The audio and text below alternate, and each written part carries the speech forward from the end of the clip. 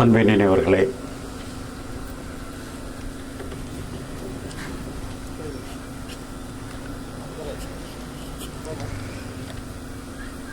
நம்ம இந்த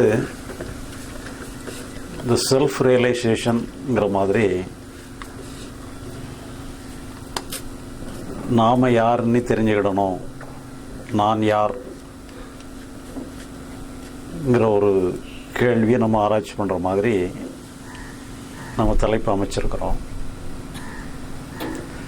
இப்போ இந்த நான் யாருங்கிறது ஒரு ஆன்மீகத்தில் ஒரு மையமான ஒரு பகுதி.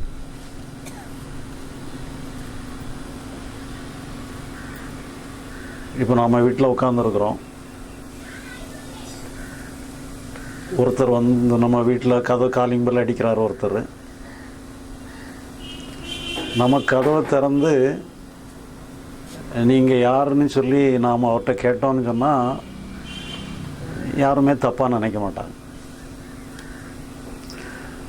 அப்படி காலிங் பெல் அடிச்சுக்கிட்டு இருக்கிறவர்கிட்ட நாம் கதவை திறந்து அவர்கிட்ட நான் யாருன்னு நம்ம அவர்கிட்ட போய் கேட்குறோன்னு வச்சுக்கிடு, அவர் என்ன நினைப்பார்? அவரை நம்ம நீங்கள் யாருன்னு கேட்டோன்னா அதில் ஒரு அர்த்தம் இருக்குது. அவர்கிட்ட போய் நான் யாருன்னு கேட்டேன்னு அர்த்தம். இப்போ இது ப்ராக்டிக்கலாக நான் யாருன்னு கேட்டாலே அப்போ நம்மளுக்கு மேலங்கன்னு எட்டி பார்க்க ஆரம்பிச்சிருவாங்க. இப்போ இது என்னன்னு சொல்லிச்சுன்னா ஒரு ஆன்மீகத்தில் ஒரு முக்கியமான அம்சம். ப்ராக்டிக்கலாக நமக்கு நான் யாருங்கிற கேள்வி அது ஒரு நம்மளை நம்மளே ஹியூமிலேட் பண்ணுற மாதிரி, அது நம்ம சரியாக புரிஞ்சுக்கிடல, நாம் ஒரு சுய புத்தி இல்லைங்கிறத காட்டுற மாதிரி ஆயிடும். அப்போ உண்மையிலே என்னன்னு சொல்லி சொன்னால் ஒரு ஆன்மீகத்தை பொறுத்தளவில் இந்த நான் யாருங்கிற கேள்வி ஒரு முக்கியமான பகுதியாக இருக்குது. ஏன் அது ஒரு முக்கியமான பகுதியாக இருக்குது? உண்மையிலே நான் யார், நம்முடைய நிஜஸ்வரூபம் என்ன, இதில் ஏதாவது டவுட் எதுவும் இருக்கா நமக்குள்ள? நான் யாருங்கிறதுல ஏதாவது ஒரு சந்தேகம் இருக்கா? ஏன் திடீர்னு சொல்லி நமக்கு அப்படி நான் யாருன்னு நமக்கு தெரிஞ்சுக்கிட வேண்டிய அவசியம் வந்தது?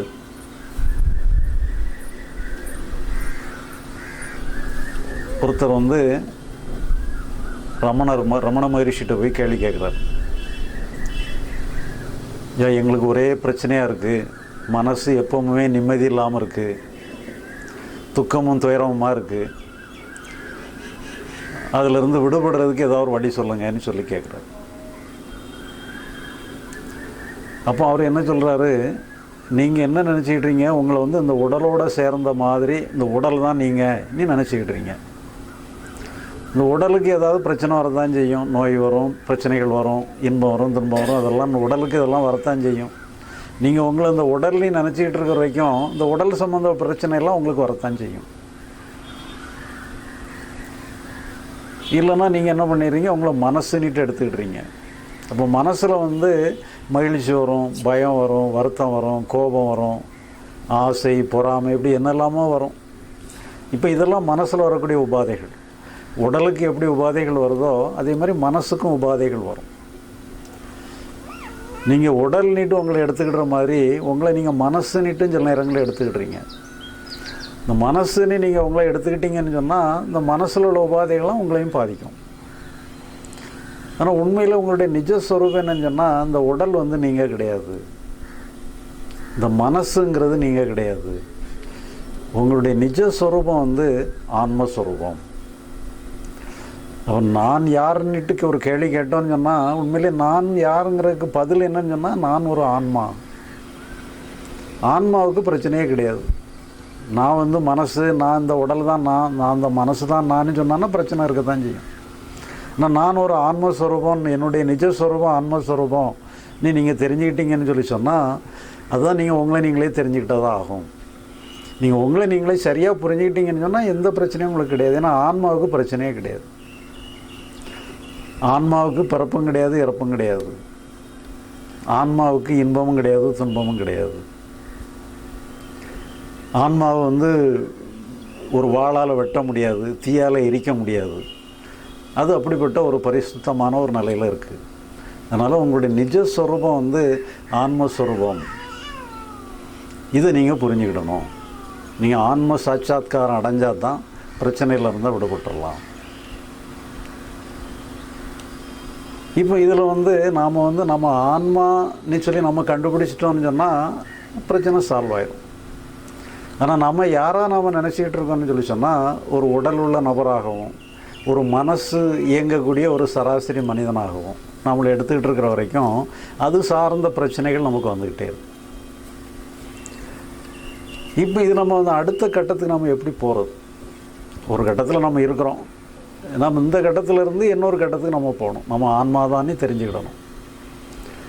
இந்த ஆன்மானே நம்ம எப்படி தெரிஞ்சுக்கிடுறது? இப்போ நம்ம உடல் இருக்கிறது தெரியுது, இது யாரும் சொல்ல வேண்டியதில்லை, நமக்கே உடல் இருக்கிறது தெரியுது. சரி, மனசு இருக்கிறது தெரியுதா? மனசு இருக்கிறதுன்னு தெரியுது. இப்போ ஆன்மா இருக்கிறது நமக்கு உடல் இருக்கிறது தெரிகிற மாதிரி, இந்த மனசு இருக்கிறது தெரிகிற மாதிரி நமக்கு ஆன்மா இருக்கிறது நமக்கு தெரியுதா? இப்போ ரமணர் சொல்கிறாரு, சாஸ்திரங்கள் சொல்லுது, நீ உன்னுடைய நிஜஸ்வரூபம் ஆன்மஸ்வரூபம் தான்ப்பா. உன்னுடைய நிஜஸ்வரூபம் மனசு கிடையாது, உடல் கிடையாது, ஆன்மஸ்வரூபம் தான் உன்னுடைய நிஜஸ்வரூபம் நீ சொல்லுது. ஆனால் அப்படி ஏதாவது நமக்குள்ளே தெரியும் நிஜஸ்வரூபம்னு சொல்கிற மாதிரி எதையாவது நமக்குள்ளே பார்க்குறோமா? அவர் சொல்லிட்டாரு, அவருக்கு தெரிஞ்சதை சொல்கிறாரு, நமக்கு தெரியணும்ல. நமக்கு தெரிஞ்சால் தானே ஆமாம் நான் எனக்கு தெரிஞ்சிட்டுன்னு நம்ம சொல்ல முடியும். அப்போ நம்ம அதை எப்படி தான் பார்த்துக்கிடுறது? நம்ம தியானம் பண்ணி உட்காந்துக்கிட்டு கண்ணை மூடிட்டே உட்காந்துருந்தோன்னு சொன்னால் நம்முடைய நிஜஸ்வரூபங்கக்கூடிய அந்த ஆன்மஸ்வரூபம் அப்படி வெளிப்படுமா?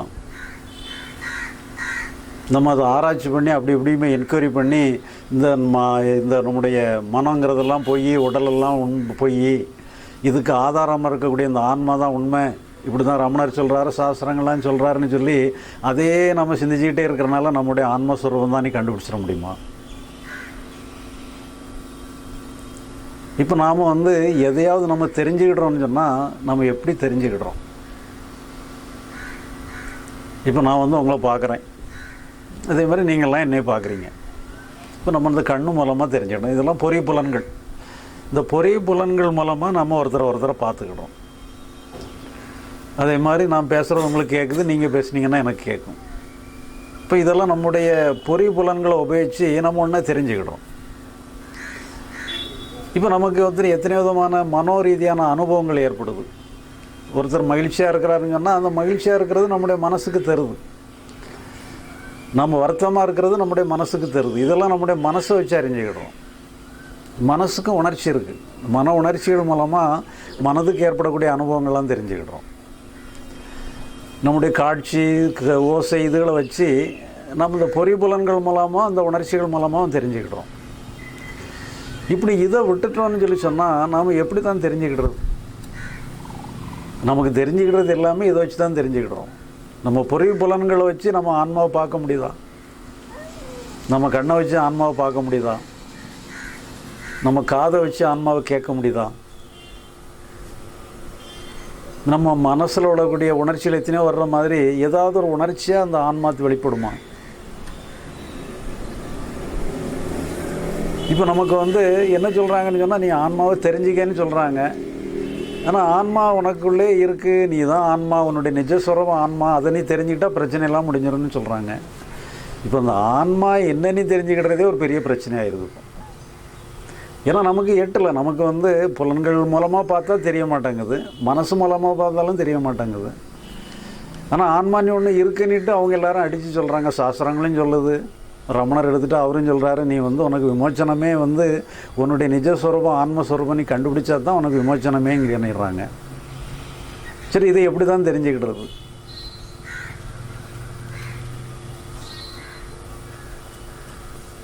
இப்போ இதுக்கு தான் என்னென்னு சொல்லி சொன்னால், நம்முடைய சாஸ்திரங்கள் இதை விளக்கம் சொல்லுது. உன்னுடைய ஆன்மாவை எப்படி தெரிஞ்சுக்கிடுறதுங்கிறதுக்கு நம்முடைய சாஸ்திரங்கள் ஒரு விளக்கம் சொல்லுது. நீ எப்படி தெரிஞ்சுக்கிடலாம்? பொறிப்புலன்கள் மூலமாக தெரிஞ்சுக்கிட முடியுமா? ஆனால் பொறிப்புலன்கள் மூலமாக தெரிஞ்சுக்கிட முடியாது. உன்னுடைய மனசால் ஆன்மாவை தெரிஞ்சுக்கிட முடியுமா? தெரிஞ்சுக்கிட முடியாது. சரி, அப்போ எப்படி தான் ஆன்மாவை தெரிஞ்சுக்கிடுறது?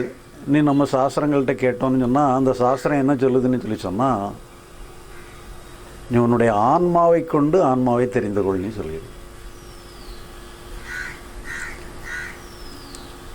இப்போ நமக்கு ஆன்மா இருக்கா இல்லையானே நம்ம தடவிட்டு இருக்கிறோம்.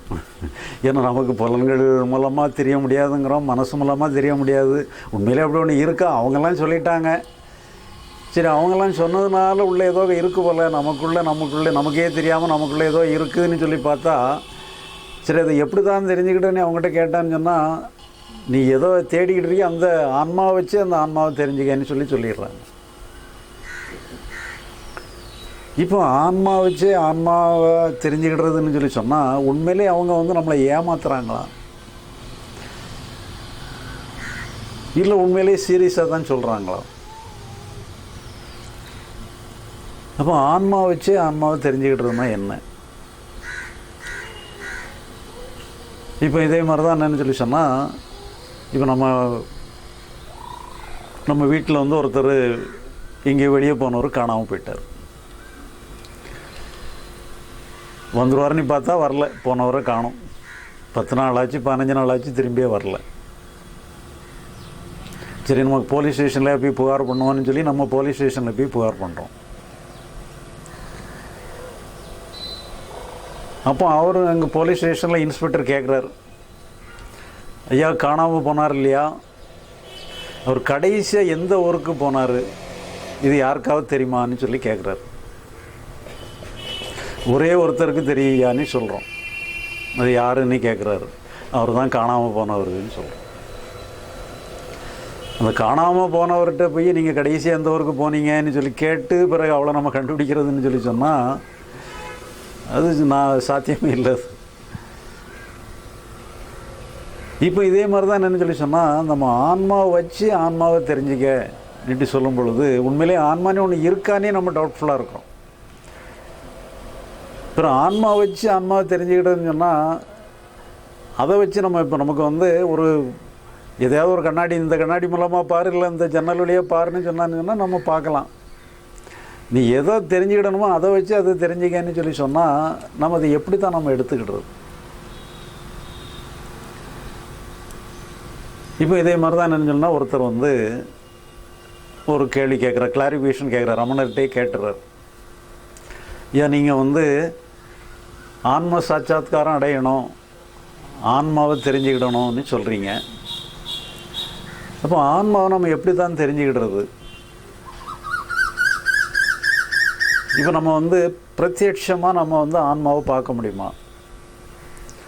பிரத்யட்சம்னா, அட்சம்ங்கிறது நம்முடைய பொறி புலன்களை தான் அட்சம்னு சொல்கிறது. பிரத்யட்சமாக பார்க்குறோன்னு சொன்னால் நம்ம பொறி புலன்கள் மூலமாக பார்த்துக்கிட முடியுமா? பிரத்யட்சமாக பார்க்குறதுன்னு சொன்னால் நம்ம பொறி புலன்கள் மூலமாக ஆன்மாவை நேருக்கு நேரே, அதான் நம்ம நேருக்கு நேராக பிரத்யட்சமாக பார்க்குறதுங்கிறது, நேருக்கு நேரே இதை பார்க்குறதுங்கிறது. அப்படி நேருக்கு நேராக பிரத்யட்சமாக ஆன்மாவை பார்க்க முடியுமா ன்னு சொல்லி ரமணர்கிட்ட கேட்குறாரு. இல்லை, அப்படியெல்லாம் பார்க்க முடியாது. பிறகு சரி, இப்போ அறிவால் நம்ம அதை தெரிஞ்சுக்கிட முடியுமா? நான் அறிவாலையும் தெரிஞ்சுக்கிட முடியாது. பிறகு நீங்கள் எப்படி ஆன்மாவை சாட்சாத்காரம் அடையணும்னு சொல்கிறீங்க, எப்படி நீங்கள் ஆன்மாவை தெரிஞ்சுக்கிடணும்னு சொல்கிறீங்க ன்னு சொல்லி அவரை எப்படி தான் நம்ம ஆன்மாவை நம்ம எப்படி தெரிஞ்சுக்கிடுறதுன்னு சொல்லி ரமணர்கிட்ட கேள்வி கேட்குறாங்க. அப்போ அவருடைய ஸ்டாண்டை அப்படியே மாற்றிடுறார். உண்மையில் ஆன்ம சாட்சாத்காரன் எல்லாம் ஒன்றும் கிடையாது, ஆன்ம தரிசனம்னெல்லாம் ஒன்றும் கிடையாது, நாங்கள் அப்படி தான் சொல்லுவோம். அப்படி நோக்கம் என்னன்னு சொல்லி சொன்னால், நீங்கள் அஞ்ஞானத்துலேருந்து விடுபடணுங்கிறதுக்காக அப்படி சொல்கிறோம். உண்மையிலே அஞ்ஞானத்துலேருந்து விடுபடுறது தான் ஆன்மாவை தெரிஞ்சுக்கிடுறது. அஞ்ஞானத்துலேருந்து விடுபடுறது தான் ஆன்ம சாட்சாத்காரம். வேறு ஆன்மாவை நான் பார்த்துட்டேன்னு சொல்கிற மாதிரிலாம் பார்க்க முடியாது, ஆன்மாவை நான் உணர்ந்துட்டேன்னு சொல்கிற மாதிரிலாம் ஆன்மாவை உணர முடியாது. நாங்கள் ஒரு பேருக்கு அப்படி தான் சொல்லுவோம். ஆனால் உண்மையான நோக்கம், அதனுடைய உண்மையான பின்னணி என்னன்னு சொல்லி சொன்னால், நீங்கள் அஞ்ஞானத்துலேருந்து விடுபடணும். இப்போ முதல்ல நமக்கு என்னன்னு சொல்லி சொன்னால், நம்ம பாசிட்டிவாக எதையோ போய் சேர்ந்துடுறது, எதையோ அடைஞ்சிடுறதுங்கிற மாதிரி நமக்கு சொல்கிறாங்க. நீ இதை செஞ்சால் அதை தெரிஞ்சுக்கிடலாம், இப்படி போனால் அதை தெரிஞ்சுக்கலாம், நீ அதை பார்த்துட்டான்னா உன்னோட பிரச்சனைலாம் முடிஞ்சிடும்னு சொல்லும் பொழுது, சரி நம்ம எதையோ செஞ்சுட்டா நமக்கு எல்லா பிரச்சனையும் முடிஞ்சு போயிடும் போல், எதையோ தெரிஞ்சுக்கிட்டால் எதுவும் இல்லாமல் நடந்துடும் போலன்னு நினச்சி ஒரு பாசிட்டிவாக நம்மளை அடியெடுத்து வைக்கிற மாதிரி நம்மளை கூப்பிட்டு போகிறாங்க. பிறகு என்னன்னு சொன்னால் அவங்களோட ஸ்டாண்டை அப்படியே மாற்றிடுறாங்க. இல்லை நீ இதெல்லாம் விட்டுருன்னு சொல்லி விடுற வேலையை சொல்லிடுறாங்க. ஏன்னா அஞ்ஞானத்திலேருந்து விடுபடுன்னு சொல்லிடுறாங்க. நீ அதுக்கப்புறம் ஆன்மாவை தெரிஞ்சிக்கன்னு சொல்கிறதில்ல. நீ அஞ்ஞானத்துலேருந்து விடுபட்டுட்டோன்னு சொல்லி சொன்னாலே நீ ஆன்மாவை தெரிஞ்சிட்ட மாதிரின்னு சொல்லி அப்படி அவங்களோட ஸ்டாண்டை மாற்றிடுறாங்க. இப்போ நம்முடைய பிரச்சனை என்னன்னு சொல்லி சொன்னால், ஆன்மாவை தெரிஞ்சுக்கிடுறதா அஞ்ஞானத்துலேருந்து விடுபடுறதா? ஏன்னா நம்ம சாஸ்திரங்களை எடுத்துகிட்டோன்னு சொன்னால் நீ ஆன்மா வச்சு ஆன்மாவை தெரிஞ்சுக்கன்னு சொல்லி அவங்க அப்படி ஒரு ஃபுல் ஸ்டாப் வச்சிடுறாங்க. ரமணர்கிட்ட கேட்டான்னு சொல்லி சொன்னால், ஆன்ம சாட்சாத்காரங்களாம் ஒன்றும் கிடையாது, சும்மா நாங்கள் பேருக்கு தான் சொல்லுவோம், ஆனால் நீ விடுபட வேண்டியது அஞ்ஞானத்துலேருந்து விடுபட்டுட்டா போதும். அப்போ என்னன்னு சொல்லி சொன்னால், இப்போ நம்ம ஒர்க் அவுட் பண்ணுறதுக்கு என்ன ஸ்டாண்டுன்னு நம்ம பார்த்தோன்னு சொன்னால், நான் அஞ்ஞானத்துலேருந்து விடுபடுறது தான் ஒரே ஸ்டாண்டாக நமக்கு தருது. அஞ்ஞானத்துலேருந்து விடுபட்டோன்னு சொன்னால் அதை நான் ஆன்ம சாட்சாத்காரனை எடுத்துக்கிடலாம். ஏன்னா நம்ம சாஸ்திரங்கள் சொல்கிறது நமக்கு வந்து ஆன்மா வச்சு ஆன்மாவை தெரியறான்னு அதை எப்படி எக்ஸிக்யூட் பண்ணுறது, எக்ஸிக்யூட் பண்ணுறதுக்கு எந்த ஸ்கோப்புமே இல்லை. நீ இப்படி தெரிஞ்சுக்கலாம் அப்படி தெரிஞ்சுக்கலாம்னு சொன்னால் பரவாயில்ல, நீ ஆன்மா வச்சு ஆன்மாவை தெரிஞ்சுக்கிடுதுன்னு சொல்லி சொன்னால் நம்ம எப்படி ஆரம்பிக்கிறது, எங்கே ஸ்டார்ட் பண்ணுறேனே நமக்கு தெரில. இப்போ இதாவது என்னென்னு சொன்னால், சரி அஞ்ஞானத்துலேருந்து விடுபடுறதுன்னு சொல்லி சொன்னாலே நமக்கு ஏதாவது கொஞ்சம் ஸ்கோப் இருக்குது. அப்போ இப்போ நமக்கு என்ன கேள்வி வருதுன்னு சொன்னால், அஞ்ஞானம்னா என்னங்கிற கேள்வி வருது. அஞ்ஞானம்னா என்னன்னு தெரிஞ்சோன்னு சொன்னால் அஞ்ஞானத்துலேருந்து விடுபடலாம். உண்மையில் அஞ்ஞானம்னா என்ன? இப்போ இதில் தான் என்னன்னு சொல்லி சொன்னால், அஞ்ஞானங்கிறத நம்ம ஆராய்ச்சி பண்ணி எடுக்கும் பொழுது தான் இந்த ஆன்மீகங்கிறதே வந்து நம்முடைய யதார்த்த வாழ்வையோட தொடர்புடையதாக ஒன்றா தான் இருக்குது. இப்போ ஆன்மானு நம்ம சொல்லும் பொழுதே நம்மளை எங்கேயோ கூட்டிகிட்டு போயிடுது. நீ ஆன்மாவை தெரிஞ்சுக்கிடணும்னு சொல்லி சொன்னால், நீ இந்த வீடு வாசலெல்லாம் திறந்து நீ ஏதோ குகைக்கு போகணும், மலைகளுக்கு போகணும், நீ அப்படி ஆகணும் இப்படி ஆகணும்னு சொல்லி நம்மளை எங்கேயோ வீட்டை விட்டு வெளியே துரத்தி விட்டுருது. உண்மையிலே நம்ம வந்து அஞ்ஞானத்திலேருந்து விடுபடுறதுன்னு சொல்லி சொன்னால் நம்முடைய டே டு டே லைஃபோட சம்மந்தப்பட்டது, நம்முடைய ப்ராக்டிக்கல் லைஃபோட சம்மந்தப்பட்டது. இப்போ நம்ம ஆன்மீகம்னு எடுத்துக்கிட்டோம்னு சொல்லி சொன்னால், உண்மையிலே நாம் எல்லாத்தையும் வீடு வாசலெல்லாம் திறந்து நம்ம எங்கேயோ காட்டுக்குள்ளே போய் உட்கார்ற விஷயம் இல்லை. ஆன்மீகங்கிறது வந்து நம்முடைய அன்றாட வாழ்க்கையில் நம்ம ஒன்று எடுத்து வைக்கக்கூடிய ஒவ்வொரு அடியுமே வந்து ஒரு தேவைப்பட்ட ஒவ்வொரு அடிக்குமே தேவைப்படக்கூடிய ஒரு சாதாரணமான விஷயந்தான் உண்மையான ஆன்மீகங்கிறது. நம்மளை எங்கேயோ மறைச்சி எங்கேயோ கூட்டிகிட்டு போகக்கூடியது உண்மையான ஆன்மீகம் இல்லை. நம்முடைய அன்றாட வாழ்க்கையில் நம்முடைய டே டு டே லைஃபோடு தொடர்புடையது. இப்போ இந்த ஆன்மீகங்கிறது என்ன சொன்னால் ஒரு ஆன்மீகவாதிகளுக்கான ஒரு அம்சம் இல்லை. உண்மையான ஆன்மீகங்கிறது ஒரு சாதாரண ஒரு சராசரி மனிதனோட சம்மந்தப்பட்டது.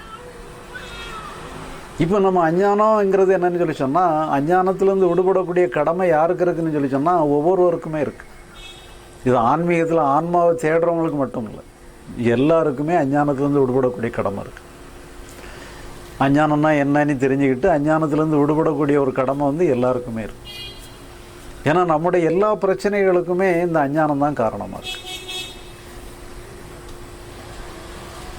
நம்ம வந்து ஆன்மாவை தெரிஞ்சிட்டா பிரச்சனைகளெல்லாம் தீர்ந்துரும்னு சொல்லி சொன்னால் உண்மையில் என்ன அர்த்தம்னு சொல்லி சொன்னால், நீங்கள் அஞ்ஞானத்துலேருந்து விடுபட்டுட்டானா எல்லா பிரச்சனையும் தீர்ந்துருங்கிறது தான். அப்போ உண்மையில் என்னென்னு சொன்னால், நாம் வந்து பிரச்சனை இல்லாமல் வாழ்கிறதுக்கு நாம் அஞ்ஞானத்துலேருந்து விடுபடணும். இப்போ அஞ்ஞானம்னா என்ன? அஞ்ஞானம் எங்கே இருக்குது?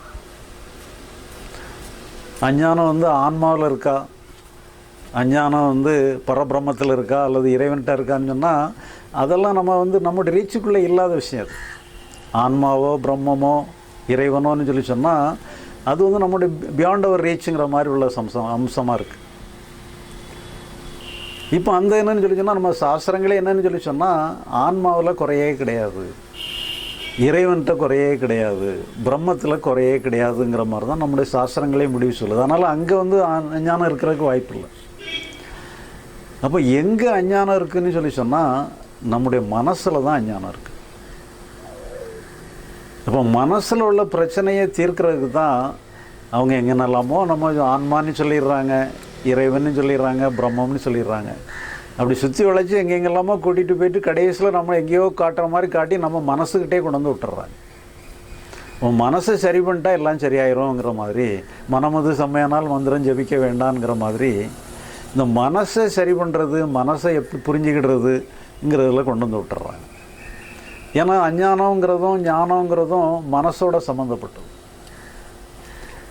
இப்போ நம்ம ஆன்மீகத்தை எடுத்துக்கிட்டோம்னு சொல்லி சொன்னால், ஆன்மீகத்தில் உயர்ந்த நிலை ஞானம்னு சொல்லப்படுது. ஆனால் உண்மையிலே ஆன்மீகத்தினுடைய உயர்ந்த நிலைங்கிறது வந்து முக்தி, லிபரேஷனுங்கிறது தான் உயர்ந்த நிலை. ஆன்மீகத்தில் உள்ள உயர்ந்த நிலை வந்து முக்தி, மோட்சம், லிபரேஷன். ஆனால் அதுக்கு வழி தான் வந்து என்னன்னு சொன்னால் ஞானங்கிறது. ஞானம் அடைஞ்ச நிலையில் வந்து முக்தி, விடுதலைங்கிறதெல்லாம் நேச்சுரலாக வந்துடும். அப்போ அந்த விடுதலை, முக்தி அடைஞ்ச நிலையில் தான் வந்து எல்லாருடைய பிரச்சனைகளையும் சால்வ் ஆகுது. அந்த முக்தி, விடுதலைங்கிறதெல்லாம் உண்மையில் எப்படி ஏற்படுதுன்னு சொல்லி சொன்னால், நம்ம ஞானம் அடைகிற நிலையில் முக்தியும் விடுதலையும் நமக்கு சொந்தமாயிடுது. அப்போ அந்த ஞானம்னா என்னன்னு நம்ம தெரிஞ்சுக்கிடணும். ஏன்னா ஞானம்ங்கிறது என்னன்னு தெரிஞ்சோன்னா நம்ம அஞ்ஞானத்துலேருந்து விடுபட்டுடலாம். அஞ்ஞானத்துலேருந்து விடுபட்டுட்டோம்னு சொன்னால் முக்தியும் விடுதலையும் நமக்கு சொந்தமாயிடும். இப்போ வந்து அஞ்ஞானம் நம்முடைய மனசில் எப்படி இருக்குது? ஏன்னா நம்முடைய மனசில் தான் வந்து அஞ்ஞானமும் அங்கே தான் இருக்குது, ஞானமும் அங்கே தான் இருக்குது. நம்ம விடுதலையை அடைய வேண்டிய இடமும் மனசில் தான் இருக்குது. ஆன்மாவுக்கு விடுதலையோ ஞானமோ தேவையில்லை. ஆன்மா எப்பவும் பரிசுத்தமாக தான் இருக்குது. இப்போ உண்மையிலே வந்து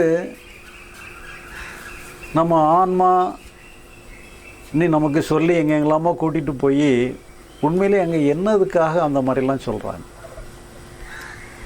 உண்மையிலே ஆன்மாங்கிறது அவங்க எதைத்தான் மீன் பண்ணுறாங்க? ஆன்மான்னு சொல்லி சொன்னால் ஒரு சுத்தமான ஒரு நிலை, ஒரு சுத்தமான நிலைன்னுட்டு சொல்லி அதை சொல்லி கடைசியில் ஆன்மா வச்சு ஆன்மாவை தெரிஞ்சிக்கன்னு சொல்லி சாஸ்திரங்கள்லாம் சொல்லிடுது. அப்போ ஆன்மா வச்சு ஆன்மாவை தெரிஞ்சிக்க நீ சொல்கிற அளவுக்கு அதை நம்ம ஆன்மா வச்சு ஆன்மாவை தெரிஞ்சுக்கிட்டதுன்னா என்ன? இப்போ நமக்கு வந்து ஆன்மா இருக்குதா இல்லையாங்கிறது நமக்கு கொஞ்சம் டவுட்ஃபுல்லாகவே இருக்குது. ஆனால் நமக்கு நம்ம உடல் இருக்கிறது நமக்கு தெரியும். யாருமே எனக்கு உடல் இல்லைன்னு யாருமே சொல்லிட மாட்டோம். எல்லாருமே நம்ம உடலோடு இருக்கிறோங்கிறது நம்ம எல்லாருமே சொல்லிடுறோம். இப்போ நம்ம இந்த உடலுக்கு வந்து உணர்ச்சி இருக்கா, உணர்ச்சி இல்லையா? இந்த உடல் வந்து உணரக்கூடிய தன்மையில் இருக்கா அல்லது உணரக்கூடிய தன்மையில் இல்லையா? இப்போ எல்லாருமே நம்ம சொல்லி நம்ம உடலுக்கு வந்து உணர்ச்சி இருக்குது, உணர்வோடு தான் இருக்கோம், உடலுங்கிறது உணர்வோடு தான் இருக்குன்னு நம்ம எல்லாருமே சொல்லிடுவோம். இப்போ நமக்கு வந்து ஒரு நாள் ஃபீவர் ஏற்படுதுன்னு வச்சுக்கோங்க, காய்ச்சல், உச்சிலிருந்து உள்ளங்கால் வரைக்கும் ஒரே ஃபீவரிஷாக இருக்குது, பெயின்ஃபுல்லாக இருக்குது. நம்முடைய டோட்டல் பாடியே வந்து நம்ம ஃபீல் பண்ணுற மாதிரி இருக்குது. ஏன்னா பெயின்ஃபுல்லாக இருக்குது, நம்ம ஃபீல் பண்ணிக்கிட்டே இருக்கோம். இப்போ நமக்கு வந்து அந்த காய்ச்சலெல்லாம் குணமாயிருது, ஃபீவர்லாம் போயிடுது. இப்போ நம்ம பாடியை நம்மளால் ஃபீல் பண்ண முடியுமா? ஏன்னா பாடி உணர்வோடு தானே இருக்குது, நம்ம பாடியை ஃபீல் பண்ண தானே செய்கிறேங்கிற மாதிரி கூட நம்ம சொல்லலாம். இப்போ நம்ம கையில் 10 விரல் இருக்குது, அதே மாதிரி காலில் 10 விரல் இருக்குது, எல்லாமே உணர்வோடு தான் இருக்குது. இப்போ நீங்கள் உங்கள் கையில் உள்ள 10 விரலையும் 1 by 1 நீங்கள் ஃபீல் பண்ண முடியுமா பாருங்கள். அதே மாதிரி காலில் இருக்கிற 10 விரலையுமே 1 by 1 ஃபீல் பண்ண முடியுதா பாருங்கள். எதையுமே பண்ண முடியாது. நீங்கள் ஒரு விரலை உணரணுன்னாலும் கூட நீங்கள் அதையே கான்சன்ட்ரேட் பண்ணி வைப்ரேட் பண்ணிங்கன்னா தான் அது இருக்கிறதே தெரியும். இல்லைன்னா நம்முடைய உடல் வந்து எல்லா உறுப்புகளுமே உணர்வோடு தான் இருக்குது, ஆனால் அது இருக்கிறது தெரியாமல் இருந்துக்கிட்டு. இப்போ நீங்கள் டச் பண்ணிங்கன்னா அந்த கையை வந்து டச் பண்ணிங்கன்னா டச் பண்ணுற இடம் மட்டும்தான் தெரியும். டச் பண்ணலைன்னா அந்த கையில் எந்த பகுதியுமே ஃபீல் பண்ண முடியாது. இப்போ இதே மாதிரி தான் என்னென்னு சொல்லி சொன்னால், நம்முடைய ஆன்மாங்கிறது வந்து ஒரு சுத்தமான ஒரு உணர்வு நிலையாக இருக்குது. அந்த உணர்வு நிலையை வச்சு தான் எல்லாமாவும் வெளிப்படுது. அந்த உணர்வு நிலை தான், அந்த கான்சியஸ்னஸ் தான் வந்து மன உணர்வாகவும் வெளிப்படுது. அதே கான்சியஸ்னஸ் தான் உடல் உணர்வாகவும் வெளிப்படுது. ஆனால் அதன் அளவில் எப்படின்னு சொன்னால் அது சைலண்ட்டாக இருக்குது. அதை வந்து தன்னை வெளிக்காட்ட வேண்டிய அவசியமே இல்லாமல் சுத்தமாகவும் சைலண்ட்டாகவும் இருந்துட்டு. உண்மையிலே இந்த ஆன்மாவுக்கு தன்னை அறிய வேண்டிய அவசியமே இல்லை. தண்ணி அறியறதுக்கு அவசியமே இல்லை. இப்போ நம்ம நாக்கு இருக்குது, இனிப்பை போட்டால் இனிப்பை காட்டுது, கசப்பை போட்டால் கசப்பை காட்டுது. நீங்கள் எதையுமே போடலைன்னா அது எதை காட்டும்? எந்த சுவையுமே காட்டாது. அப்போ நாக்குக்கு சுவையை உணரக்கூடிய தன்மை இல்லாமல் போச்சுதா? அது இருக்குது, சைலண்ட்டாக இருக்குது. நீங்கள் எதையாவது ஒன்று போட்டிங்கன்னா அந்த சுவையை காட்டும். நீங்கள் எதையும் போடலைன்னா எந்த சுவையுமே காட்டாமல் அது அப்படியே மாதிரி சைலண்ட்டாக இருக்கும். இப்போ இதான் என்ன சொல்லி சொன்னால், ஆன்மா அதன் அளவில் அப்படியே தான் இருக்குது. அது தன்னுணர்வாக தான் இருக்குது. ஆனால் அதை அது எதையுமே அறிய வேண்டிய அவசியம் இல்லை. அது ஏன் அறிய வேண்டிய அவசியம்னு சொல்லி எப்போ ஏற்படுதுன்னு சொல்லி சொன்னால், ஒரு மன உணர்வுகளாக வெளிப்படும் பொழுது தான், அது எக்ஸ்ப்ரெஷன் ஆகுது. இப்போ மனோரீதியான உணர்ச்சிகளாக வெளிப்படும் பொழுது இன்பம், துன்பம், பயம், வருத்தம், இப்படி என்னெல்லாமோ நமக்கு ஏற்படுது. இந்த உணர்ச்சிகளாக வெளிப்படும் பொழுது தான் ஒரு தனித்தன்மை அடையுது. அந்த தனித்தன்மையை தான் நம்ம ஃபீல் பண்ணிக்கிட்டே இருக்கோம். இப்போ நம்ம மனசில் அஞ்ஞானங்கிறது என்ன நிலையில் இருக்குது? ஆன்மாங்கிறது ஒரு சுத்தமான கான்சியஸாக நம்முடைய ஆன்மா இருக்குது. அதுதான் எல்லாமாவும் இயங்கிட்டு இருக்கு. அங்கே பிரச்சனையே இல்லை. ஆனால் மனசில் நாம் இன்ப துன்பங்களை அனுபவிக்கிட்டு இருக்கோம், பிரச்சனைகளை அனுபவிச்சுக்கிட்டு இருக்கோம். இந்த மனசில் உள்ள இன்ப துன்ப பிரச்சனைகள் அதனுடைய ரூட் என்ன, அது எப்படி தான் செயல்படுது? இப்போ நம்முடைய மனசு 2 பகுதியாக இருக்குது. மனதில் உள்ள ஒரு பகுதி என்னன்னு சொல்லி சொன்னால், அறிவுங்கிறது மனதில் உள்ள ஒரு பகுதி. இன்னொரு பகுதி நம்முடைய உணர்ச்சிகள், ஃபீலிங். நம்முடைய எமோஷனல் பார்ட், இன்டலெக்ட் பார்ட்டுங்கிற மாதிரி 2 பகுதியாக நம்முடைய மனசு இருக்குது. அறிவு ஒரு பகுதி, நம்முடைய உணர்ச்சிகள் ஒரு பகுதி. இப்படி தான் நம்முடைய மனசு இயங்கிட்டு இருக்கு. நம்ம எதையாவது திங்க் பண்ணுறோம், இது இப்படி செஞ்சால் நல்லா இருக்குங்களா? நம்ம ஒரு மாணவனை எடுத்துகிட்டோன்னு சொல்லி சொன்னால், இன்ஜினியரிங் படிக்கிறான், டாக்டர் படிக்கிறான், என்னெல்லாம் படிக்கிறான்னு சொன்னால் நிறைய விஷயங்களை நாலேஜ்களை கேதர் பண்ணுறான். இப்போ இதெல்லாம் அறிவை டெவலப் பண்ணிக்கிடுது. நம்ம நிறைய இதுகளெல்லாம் சேகரித்து, நாலேஜை சேகரித்து, அதை டெவலப் பண்ணி, அதை நீங்கள் யூட்டிலைஸ் பண்ணி அதை செயல்படுத்துறது எல்லாமே அறிவோடு சம்மந்தப்பட்டது. உணர்ச்சிகள்ங்கிறது நமக்கு எத்தனை விதமான உணர்ச்சிகள் வருது. பயம் வருது, வருத்தம் வருது, மகிழ்ச்சி ஏற்படுது. இப்போ இதெல்லாம் நம்முடைய ஃபீலிங்ஸ். இந்த உணர்ச்சிகளும் நம்முடைய மனசில் தான் இருக்குது. நம்முடைய அறிவு நம்முடைய மனசில் தான் இருக்குது. இப்படி 2 பகுதியாக இருக்குது. நம்முடைய உணர்ச்சிகள் ஒரு பகுதி, அறிவுங்கிறது ஒரு பகுதி. இப்போ இங்கே தான் என்னென்னு சொன்னால், பிரச்சனையான அம்சமே இந்த அறிவுன்னா எப்படி செயல்படுது, இந்த உணர்ச்சி எப்படி செயல்படுதுங்கிறது தெரிஞ்சுக்கிட்டதில் தான் நம்முடைய வாழ்க்கையினுடைய பிரச்சனைகள் எல்லாமே இங்கே தான் இருக்குது. இது ஆன்மீகத்துக்குள்ள பிரச்சனை கிடையாது, இது எல்லாருக்குள்ள பிரச்சனை, ஒரு தனி நபருக்குள்ள பிரச்சனை. அது இப்போ நமக்கு நம்முடைய மனசு ஏன் பிரச்சனையாக செயல்படுது, ஏன் பிரச்சனை வருது? இப்போ நம்ம அறிவை பயன்படுத்தி எல்லா காரியங்களையும் பண்ணுறோம். நம்ம தொழில்கள், அத்தனை தொழில்களையும் பண்ணுறோம். நம்ம அறிவு வேலை செய்யலைன்னா நம்ம எந்த தொழிலையும் ஈடுபட முடியாது. இப்போ நீங்கள் எல்லோரும் உட்காந்துருக்கிறீங்கன்னு சொல்லி சொன்னால், நம்முடைய இந்த ப்ரோக்ராம் முடிஞ்ச பிறகு நீங்கள் வீடுகளுக்கு போகணும். நம்ம அறிவு வேலை செய்யலைன்னு சொல்லி சொன்னால் நம்ம வீட்டுக்கு போய் சேர முடியாது. நம்ம ஏதாவது தொழில் பண்ணுறோம், நம்ம அறிவை பயன்படுத்தலைன்னா அந்த தொழிலை சக்ஸஸ்ஃபுல்லாக பண்ண முடியாது. அறிவு ஆஃப் ஆகிட்டுனா ஒரு வேலையும் முடியாது. இப்போ இதில் என்னென்னு சொல்லுங்கன்னா, அந்த உணர்ச்சிகள்னு சொல்லி அடுத்தாப்பில் ஒரு பகுதி வருது. உணர்ச்சிகள் நம்ம மகிழ்ச்சியாக இருந்தால் பிரச்சனை இல்லை, எவ்வளோ நேரம் வேணாலும் ரைட்டுன்னு சொல்லி உட்காந்துடலாம். நம்ம மகிழ்ச்சி மட்டுமா வருதான்னு கேட்டோம்னா தேவையில்லாத உணர்ச்சிகள்லாம் வருது. துக்கம் வருது, பயம் வருது, கோபம் வருது, இப்படி என்னெல்லாமோ உணர்ச்சிகள் வருது. இப்போ இது என்னன்னு சொல்லி சொன்னால், அதை நம்ம கொஞ்சம் கண்ட்ரோலுக்குள்ளே எடுத்துட்டோன்னு சொன்னால் வாழ்க்கையை நம்ம சக்ஸஸ்ஃபுல்லாக ஆக்கிட்டோன்னு அர்த்தம். இந்த உணர்ச்சிகளை நம்முடைய கண்ட்ரோலுக்குள்ளே எடுக்க முடியுமா முடியாதாங்கிறது தான் ஒரு கடைசி சவாலாக நமக்கு இருக்குது. ஏன்னா எல்லாருமே மகிழ்ச்சியாக இருக்கிற விருப்பப்படுறோம். ஆனால் மகிழ்ச்சியாக இருக்க முடியுதா? இருக்க முடியல. பயப்படக்கூடாதுன்னு நினைக்கிறோம், பயம் வந்துடுது. கோபப்படக்கூடாதுன்னு நினைக்கிறோம், கோபம் வந்துடுது.